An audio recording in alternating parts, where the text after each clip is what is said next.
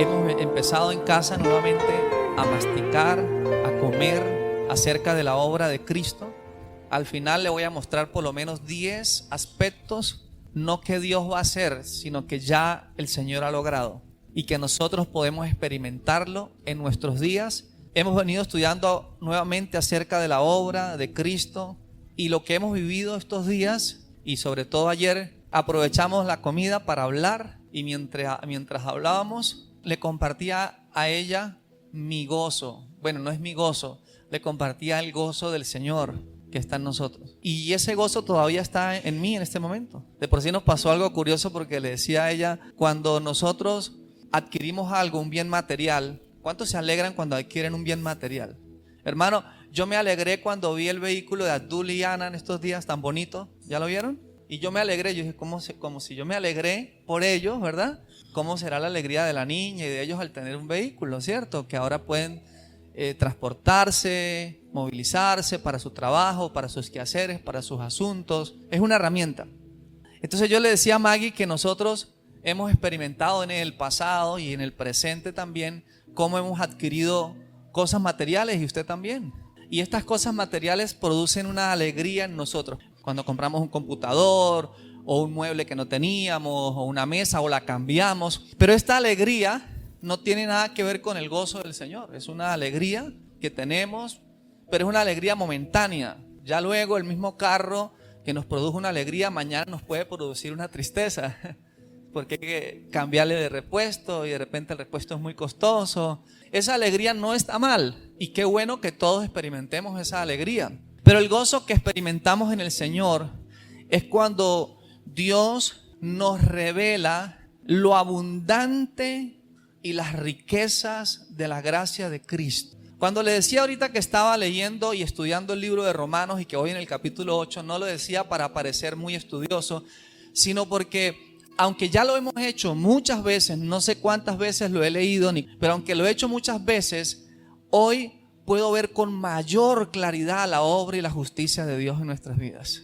Entonces, cuando yo lo logro ver, logro experimentar el gozo de una abundancia y de una riqueza que no me la puede proporcionar nada en este mundo. Es más, si yo tuviera bienes materiales y usted tuviera bienes materiales que ha producido tanto tristeza como alegría, el día que usted sea recogido de esta tierra, nada de esa alegría ni de esos bienes materiales usted se lo podrá llevar. Pero cuando usted sea absorbido por la eternidad, porque me gusta más esa palabra, cuando usted sea absorbido completamente por la eternidad, el gozo que usted experimentó, ese sí se lo lleva por la eternidad. Vale la pena conocer la abundancia y las riquezas de Cristo, a darle el valor nominal, la importancia, ir a donde tenga que ir, escuchar lo que tenga que escuchar, todo aquello que proviene de los asuntos y del Señor. Entonces ese es un gozo que hoy experimentamos, no es un gozo que voy a tener que experimentar. Y cuando entonces te ves en esa abundancia, entonces tu boca cambia, tu manera de hablar cambia. ¿Por qué? Porque aunque tus ojos ven una cosa, tu fe o la fe de Cristo en ti está viendo las realidades eternas de Dios. Y algo que estamos viendo ahorita en el Señor es la cantidad de cosas que Cristo ha logrado. Y uno a veces, yo digo, tengo 10 anotadas, y son muchísimas más que 10. Y cuando uno mira todo eso, usted tiene muchas razones por qué agradecer al Señor en esta mañana. Esta semana que pasó empezamos a hablar y anunciábamos que miles de años atrás, 2700 años atrás, cientos de años atrás, los profetas habían dicho que vendría un postrer tiempo, vendría un tiempo que sería un tiempo favorable, un tiempo aceptable. Y la palabra que no quise usar, pero es una palabra que también significa aceptable en el libro de Isaías, es alguien que, como ha sido aprobado, puede recibir o tiene derechos legales. Eso significa también la palabra en tiempo aceptable, te oí. Lo que Dios está diciendo a través del profeta y que luego nos lo dice a nosotros a través del apóstol Pablo es: yo te voy a oír a ti, tú puedes tener una comunión conmigo, tú puedes tener una conversación el 16 de febrero del año 2025 conmigo, puedes comunicarte si tú me hablas con mi favor, no con tus obras. Es decir, cuando tú me hablas con mi favor, porque en tiempo favorable te oí. Estamos en un tiempo donde Dios oye a personas, pero no a cualquier persona, sino a la que le habla conforme lo que ya tiene en Cristo Jesús. Esto es muy importante porque estamos hablando de muchas cosas que vamos conociendo y entendiendo en el Señor, pero que hoy, en esta segunda parte de esta expresión, queremos, a ver si lo logramos, poder expresar cómo nosotros, o cómo se manifiesta, o cómo se materializa todas esas cosas que ya tenemos en el Señor. Entonces estamos en un tiempo, y lo decíamos la semana pasada, un tiempo aceptable. Es un tiempo donde tenemos acceso a Dios y que Él nos va a oír, pero con su favor. Él nos escucha cuando hablamos el idioma de Él, cuando hablamos el lenguaje de Él. Diga conmigo: Dios tiene un idioma. Más fuerte, diga: Dios tiene un idioma. Dios tiene un lenguaje y su lenguaje es fe, su lenguaje es gracia. Él entiende a las personas que hablan su lenguaje. Estamos aprendiendo a hablar el lenguaje de Dios. ¿O no era lo que decía Jesús? Ustedes no pueden entender mi lenguaje porque no pueden oír mi palabra porque ustedes no entienden mi idioma, no entienden mi lenguaje. Él escucha su idioma. ¿Sabe qué terrible es? Que a usted se le vaya la vida pensando que usted habló con Dios y nunca habló con Él. Porque hay gente que cree, no sé si me van a entender. Hay gente que está creyendo que cree y realmente no cree, solamente tiene un pensamiento positivo, solamente está entusiasmado, solamente es optimista, se llama optimismo, pero no tiene nada que ver con la fe. Porque la fe de Dios se produce solamente cuando el evangelio ha sido escuchado.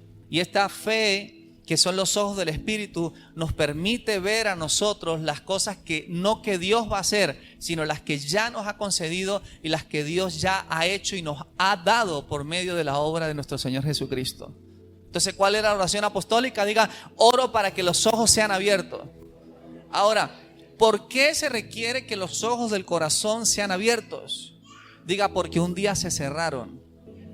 Cuando el hombre comió lo que no debió comer, ¿cierto? Cuando importó el consejo que no debió importar dentro de él. ¿De dónde viene la palabra importancia? De importar. Es decir, cuando usted le da importancia a una palabra, usted está importando, usted está consumiendo. La palabra ahí, el hombre comió, significa el hombre importó dentro de él un consejo, un propósito, una voluntad distinta a la que Dios había establecido. ¿Qué les parece, hermano? Tremendo, ¿cierto? Importancia. ¿Por qué a usted le hiere lo que una persona le dice? Porque usted importó, le dio importancia a esa persona en su vida. ¿Qué tal si ahora nosotros empezamos a desvestirnos de las expectativas humanas, de las expectativas de los hombres, y empezamos a tener más expectativa e importancia de la palabra de Dios en nuestras vidas? ¿Qué creen ustedes? ¿Qué va a pasar? Entonces el hombre importó eso dentro de él. Y al importar un conocimiento distinto, dice que sus ojos fueron abiertos. ¿Abiertos a qué? Empezaron a ver algo que Dios no tenía pensado que vieran. Que vieran que estaban desnudos, vergüenza, sus errores, su humanidad, como eran. No, ellos podían ver las realidades eternas, pero sus ojos fueron cerrados. ¿Sabe, hermano? Cuando Cristo murió y resucitó, no solamente rasgó el velo en dos para darnos entrada confiadamente ante el trono de la gracia, sino ese día Dios hizo que todos recuperáramos la visión. Otra vez, ese día Dios, la mejor sanidad, hermano, no es que usted pueda recibir la vista, porque usted va a seguir viendo seres humanos imperfectos y un mundo imperfecto. La mejor sanación de la vista que usted puede tener es que Dios nos abra los ojos del entendimiento a las realidades eternas. Esa es la oración apostólica y es nuestra oración hoy. Porque cuando tus ojos físicos ven escasez, ¿qué pasa con usted? Cuando tus ojos físicos ven las cuentas bancarias en cero, O cuando tus ojos físicos ven una cantidad de dinero, pero que la que debes es mayor que la que tienes en la cuenta bancaria. ¿Sí me estoy explicando, hermano? Cuando tus ojos físicos, tus sentidos ven una realidad física, entonces te llenas de miedos, te llenas de angustia, ¿cierto? Te llenas de afán. Dios es un Dios legal y Él tiene sus mecanismos y sus métodos para manifestarse en la tierra. De la misma manera, las tinieblas necesitan tu miedo, tu temor y tu angustia para manifestarse en la tierra. Cuando oramos es para que nuestros ojos espirituales sean abiertos y podamos entender que lo que está viendo nuestros ojos es algo escaso, pero que es algo temporal, porque lo que estoy viendo en el espíritu es algo abundante, es sobreabundante. Entonces alguien puede decir, ¿y cómo puede alabar, adorar a Dios y darle gracias cuando está en escasez? No, lo que ven mis ojos es escasez, pero lo que ven los ojos del Espíritu es la sobreabundancia y eterna, gloriosa de Dios. Entonces cuando usted le da gracias a Dios, no por lo que ven sus ojos físicos, sino por lo que ven sus ojos espirituales, ¿sabe lo que pasa en el mundo espiritual? Usted activa una ley espiritual y es que empieza a manifestarse todo lo que usted está viendo. Pero ahí estamos. Pelea la buena batalla de la fe. La pelea no es con la suegra, no es con el esposo. La lucha no es contra carne ni sangre. La pelea es por la fe. Porque si Dios encuentra su fe en el corazón de Andrés, Andrés se convierte en un vehículo por donde Dios va a manifestar sus riquezas y su abundancia. Entonces hablamos su lenguaje. Por eso estamos dedicados a conocer. Diga conmigo, estamos dedicados a conocer su gracia, a conocer su amor, a conocer su favor. Harley, ¿por qué estamos tan dedicados a conocer su gracia, su amor y su favor? Porque estamos en un tiempo ¿de qué? De gracia, favor y del amor de Dios. Es decir, ¿para qué vamos a estudiar y a pensar y a gastarle tiempo a un tiempo en el que no estamos? Lo estudiamos como una verdad histórica, pero yo quiero gastarle mi vida y mi tiempo a algo en mi tiempo presente, a lo que Dios ha dicho para este tiempo. ¿Qué piensan ustedes, hermanos? Ya, Harley, mañana, no hoy. Diga, mi último día es hoy, porque yo no sé si mañana voy a amanecer vivo, ¿cierto, hermano? Entonces su último día es hoy. Entonces, en su último día, a veces preguntamos, y Maggie sabe que hemos ido a reuniones donde pregunto, ¿qué haría usted su último día? Y la gente dice, ay, hablaría con Dios, me reuniría con los hermanos de la iglesia, perdonaría al que me ofendió, le pediría perdón al que ofendió. Bueno, buenas noticias no sé si son buenas o malas, pero noticias, hoy es su último día. Y si usted hoy haría algo diferente a lo que haría su último día, está complicado el asunto. Si a mí alguien me preguntara, Harley, ¿qué hicieras tú en tu último día? Yo digo, lo que estoy haciendo, lo que estamos haciendo. Levante su mano conmigo, por favor, diga, dedicados a conocer la gracia, el favor y el amor ¿de quién? De Dios, porque es el tiempo en el que estamos. En ese tiempo agradable. Esta semana, en los grupos, por lo menos en los que nos tocó atender a nosotros, las personas en las que vamos en el discipulado, trajimos a memoria, y como estamos hablando de este tiempo aceptable, este tiempo agradable, y personas a las que vamos acompañando en lo que decía Jessica, en estas enseñanzas apostólicas que ya están en las cartas paulinas, nos quedaba más claro, cada vez está más claro a nosotros, a nuestras vidas, que Dios sí es fiel. ¿Cuántos creen que Dios es fiel? No, la verdad. ¿Cuántos creen que Dios es fiel? ¿Cierto que Dios es fiel? Pero aquí hay una pregunta que hay que hacernos. Esa es la mayéutica que usó hoy John Mario. Y surge una pregunta, decía esta mañana. Así es. Diga, hay una pregunta que tenemos que hacernos. ¿A qué Dios es fiel? ¿Dios es fiel a Harley? No. Dios no es fiel a su matrimonio. Dios no es fiel a su empresa. Dios no es fiel a mí. Dios es fiel. Voy a dar por lo menos 3 expresiones que están en la primera clase de discipulado. En la segunda, en la primera, no recuerdo. ¿Ok? Y Dios es fiel por lo menos a 3 cosas. Número 1, diga, Dios es fiel a su propósito. Diga, no a los planes del hombre. Eso que nosotros decimos o que escuchamos muchas veces decir palabras como, vamos a levantar esa empresa, vamos a hacer ese negocio, vamos a casarnos, dele que son pasteles, dele que no viene carro, dice el maracucho, que Dios nos va a ayudar, Él está con nosotros. No, Dios no está con las personas que tienen planes. Dios está con las personas que están en su propósito. Porque diga conmigo, Dios es fiel a su propósito. Número 2, diga, Dios es fiel a su palabra. Y número 3, diga, Dios es fiel a su amor por mí. ¿Cuántos aman a sus hijos? Levanten la mano los que tienen hijos y los aman. De verdad, de verdad. No, ay, me cuesta levantar la mano. No, de verdad, hermano. ¿Cuántos aman a su esposo? A ver, Maggie, la veo. Listo. ¿Cuántos aman a su esposa, varones? Ahora sí, ¿cuántos aman a sus hijos? Levanten su mano, a sus hijos. ¿Cuántos lo aman? Ahora, el hecho de que usted ama a su hijo, ¿usted le da todo lo que él pide? Otra vez. ¿Cuántos aman a su hijo, a sus hijos? Y el hecho de que usted ama a sus hijos, ¿usted le da a sus hijos todo lo que ellos piden? Dios, Él no es fiel a ti. Él es fiel a su amor por ti. Y a veces porque te ama, dice no. Y en esta mañana hay personas a las que Dios les dice no. No. ¿Y por qué no? Porque te amo. Así te revuelques, llores y patalees, patas arriba, botes lágrimas y gritas. No es no. ¿Y por qué no? Porque te amo. Cuando Dios dice no, me está protegiendo.